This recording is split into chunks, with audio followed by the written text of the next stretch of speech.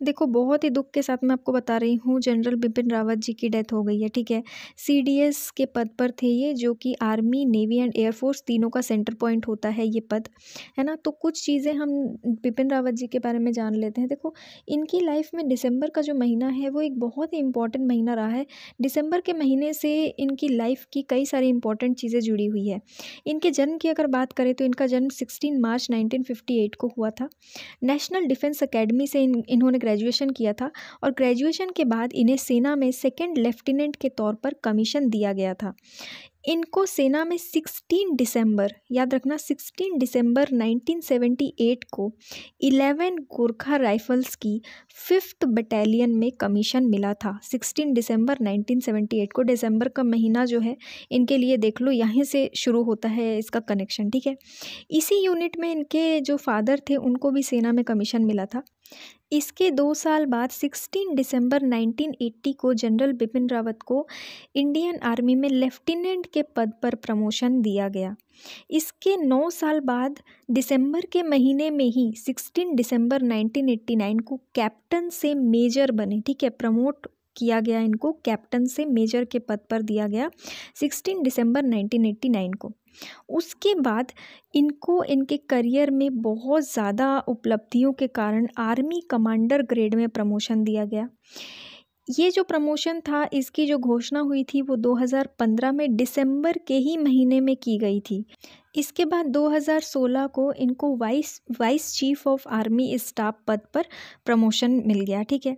उसके बाद 2 महीने बाद ही, दिसंबर का ही महीना था, जनरल बिपिन रावत के लिए साल का ये जो लास्ट महीना था फिर से लकी साबित हुआ। 17 दिसंबर 2016 को उन्हें इंडियन सेना का, इंडियन आर्मी का चीफ बना दिया गया, चीफ ऑफ आर्मी स्टाफ बना दिया गया, प्रमोशन फिर से दे दिया गया, ठीक है। इसके बाद इनकी ज़िंदगी की सबसे बड़ी उपलब्धि जो थी वो थी सीडीएस बनने की, ठीक है। सीडीएस का जो पद है वो 2019 में क्रिएट किया गया था, चीफ ऑफ डिफेंस स्टाफ का। ये जो पद है, इसका काम ये होता है कि आर्मी, नेवी और एयरफोर्स तीनों को एक टीम की तरह काम करवाता है ये पद, ठीक है। तो यही पद इनको दिया गया था। पहले चीफ ऑफ डिफेंस स्टाफ बने थे ये 2019 में, वो भी दिसंबर के ही महीने में बने थे, ठीक है। 31 दिसंबर 2019 को ये सेना प्रमुख के पद से रिटायर होने वाले थे। उसके जस्ट एक दिन पहले, यानी 30 दिसंबर 2019 को इंडियन गवर्नमेंट ने ये घोषणा कर दी थी कि जनरल बिपिन रावत जो हैं वो अब चीफ ऑफ डिफेंस स्टाफ बनेंगे, पहले चीफ ऑफ डिफेंस स्टाफ बनेंगे, ठीक है। तो 30 दिसंबर को ये घोषणा हो गई। 31 दिसंबर को ये उस पद से हटने वाले थे, चीफ के पद से हटने वाले थे, लेकिन नहीं हटे। इन्होंने वहीं से सीधा सीधा चीफ ऑफ डिफेंस स्टाफ का जो पद है वो संभाल लिया, ठीक है। और अभी अभी बहुत ही, मतलब बहुत ही बेकार, बुरी, मैं कहूँगी बहुत ही बुरी खबर आई है कि इनकी डेथ हो गई है।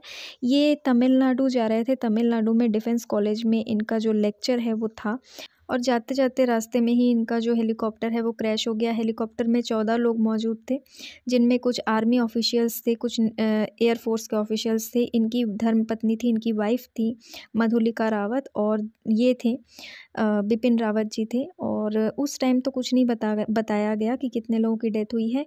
जनरल बिपिन रावत जी के बारे में भी उस टाइम पे कोई खबर नहीं आई थी। पर अब इंडियन एयरफोर्स ने ट्वीट करके जानकारी दे दी है, पुष्टि कर दी है कि इनकी भी बहुत, मतलब ये बहुत ही दुख के साथ हम लोगों को एक्सेप्ट करना पड़ेगा, क्योंकि इन्होंने अपनी जो पूरी लाइफ है वो हमारे देश को दे दिया, वो हमको बचाने में दे दिया। अपनी पूरी ज़िंदगी इन्होंने हमारे लिए समर्पित करी है ना। ये बहुत ही बुरा मुझे लग रहा है ये बताने में भी। जिस हेलीकॉप्टर पर ये सवार थे वो हेलीकॉप्टर रशियन हेलीकॉप्टर है, रशिया से बना हुआ है, और इंडिया ने ऐसे कई सारे हेलीकॉप्टर्स मंगवाए हैं रशिया से, ठीक है। तो कहा तो जा रहा था कि फॉग के कारण हो गया ये हादसा, पता नहीं, अभी इंक्वायरी होगी, इन्वेस्टिगेशन होगी, आगे देखो क्या होता है। तो अभी के लिए इतना ही, आगे कोई अपडेट आता है तो मैं आपको जानकारी दे दूँगी। Thank you.